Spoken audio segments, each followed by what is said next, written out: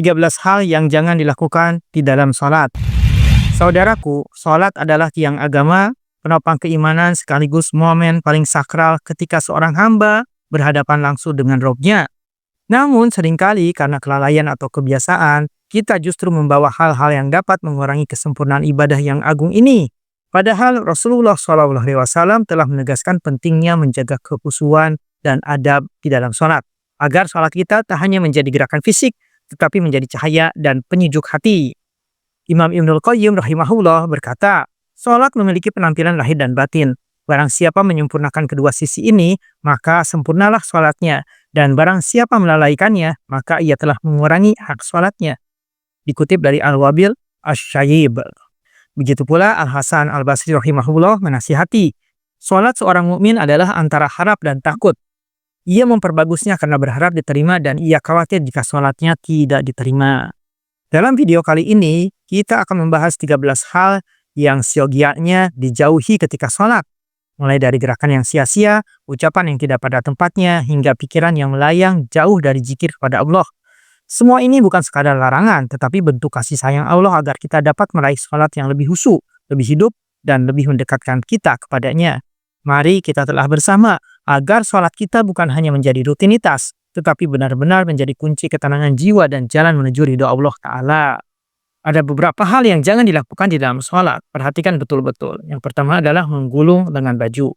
Dalam hadis Ibnu Abbas disebutkan Nabi SAW bersabda, "Aku diperintahkan bersujud dengan 7 bagian anggota badan. 1. Dahi termasuk juga hidung." Beliau mengisyaratkan dengan tangannya. 2 dan 3 telapak tangan kanan dan kiri. 4 dan 5 lutut kanan dan kiri. Dan 6 dan 7 ujung kaki kanan dan kiri. Dan kami dilarang mengumpulkan pakaian dan rambut. Hadis riwayat Bukhari nomor 812 dan Muslim nomor 490. Dalam hadis di atas disebutkan larangan mengumpulkan pakaian dan rambut. Apa yang dimaksud perkataan tersebut? Kaftu dalam hadis yang dimaksud adalah mengumpulkan atau menggabungkan. Hal ini serupa dengan firman Allah Ta'ala. Bukankah kami menjadikan bumi tempat berkumpul? Quran Surat Al-Mursalat ayat 25. Jadi gampangnya maksud hadis di atas adalah larangan melipat pakaian, baik itu lengan baju maupun celana. Syekh Abdul Aziz At-Tarifi menghukumi melipat pakaian seperti ini adalah makruh. Yang kedua yang dilarang dalam sholat adalah banyak menguap. Dari Abu Hurairah radhiyallahu anhu, Nabi SAW bersabda, menguap itu gangguan dari setan. Apabila salah seorang di antara kalian menguap, hendaklah ia menahan sekuatnya. Diriwayatkan oleh Muslim dan Tirmizi dengan tambahan dalam sholat. Hadis riwayat Muslim nomor 2994.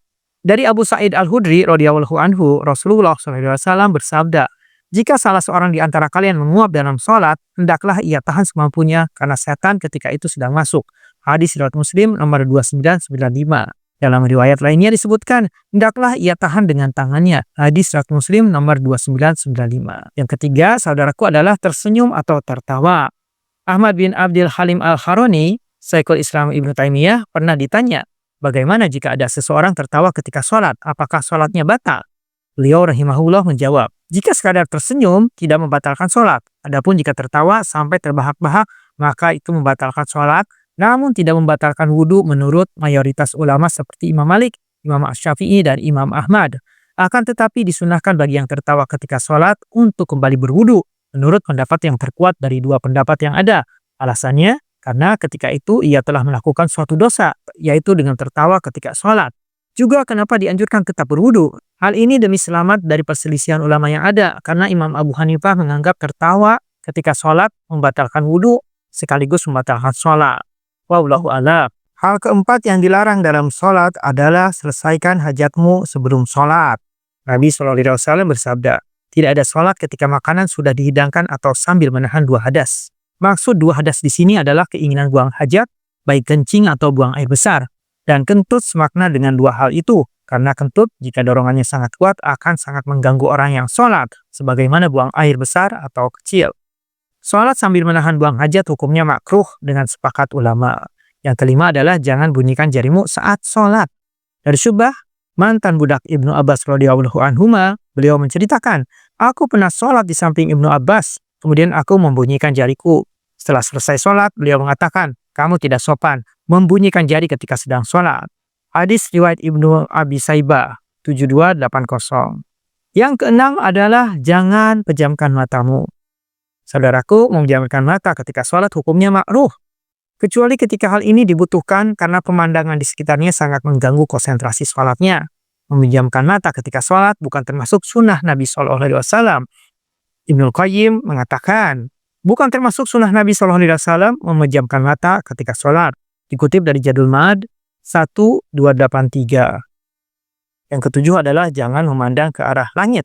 Dari Jabir bin Samurah radhiyallahu anhu, ia berkata, Rasulullah SAW bersabda, hendaklah orang-orang yang memandang ke atas atau ke langit-langit saat sholat berhenti atau pandangan itu tidak kembali kepada mereka.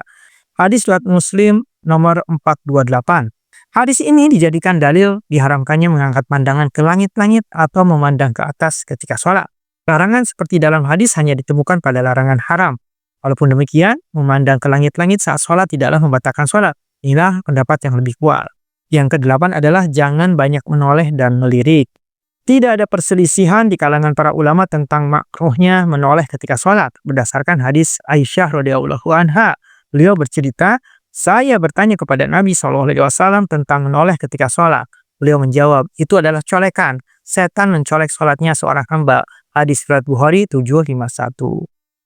Dan yang kesembilan, saudaraku, yang dilarang ketika sholat adalah jangan tergesa-gesa agar sholatmu diterima. Di antara kesalahan besar yang terjadi pada sebagian orang yang sholat, tidak tumaninah ketika sholat. Nabi SAW menganggapnya sebagai pencuri yang paling buruk. Sebagaimana disebutkan dalam Musnad Imam Ahmad dari Nabi SAW bahwa beliau bersabda, sejahat-jahat pencuri adalah yang mencuri dari sholatnya. Para sahabat bertanya, wahai Rasulullah, bagaimana mencuri dari sholat? Rasulullah berkata, dia tidak sempurnakan ruku dan sujudnya. Hadis riwayat Ahmad nomor 11532. Tumaninah ketika mengerjakan sholat adalah bagian dari rukun sholat. Sholat tidak sah kalau tidak tumaninah. 10. Jangan menggunakan kursi kecuali yang sakit parah. Orang yang mampu dengan mudah untuk berdiri, baik sakit maupun sehat selama mudah untuk berdiri, tidak boleh sholat fardu sambil duduk. Orang yang sholat fardu sambil duduk padahal dia mampu berdiri, maka sholatnya batal dan harus diulangi.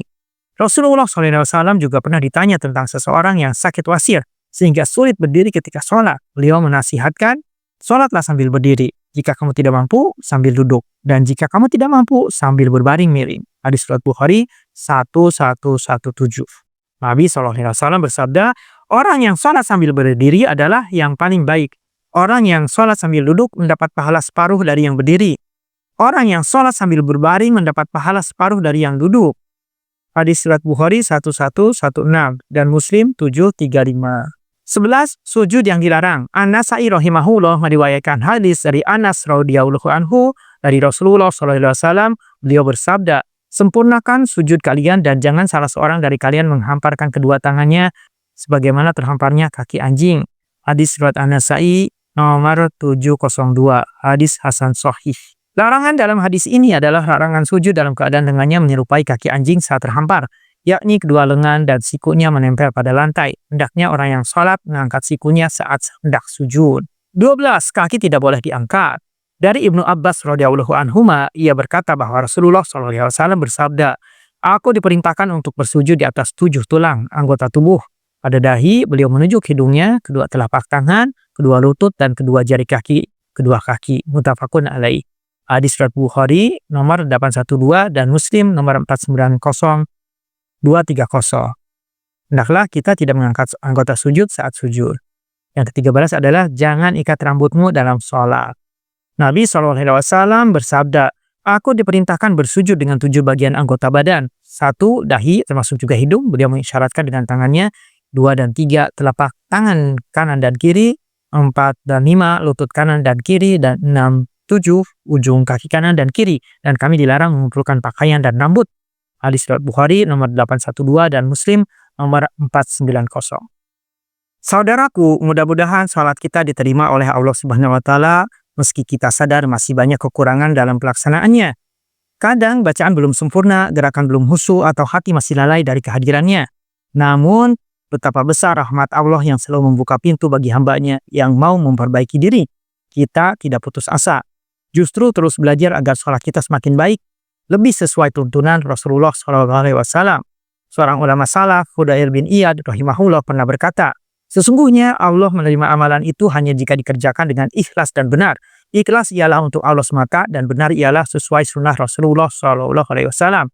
Nasihat ini menjadi pengingat bagi kita, meskipun sekarang sholat kita masih jauh dari sempurna. Jangan berhenti belajar memperbaikinya. Setiap takbir, setiap sujud kita niatkan sebagai bentuk penghambaan yang tulus. Kita mohon agar Allah menerima usaha kecil ini sebagai bukti cinta kita kepadanya. Sebab sejatinya yang paling utama bukan hanya sempurnanya gerakan atau bacaan, tetapi hadirnya hati yang tunduk, yang berharap rahmat dan ridho Allah. Semoga Allah menerima sholat kita meski sederhana sebagai amal yang penuh keikhlasan. Allah alam bisawab.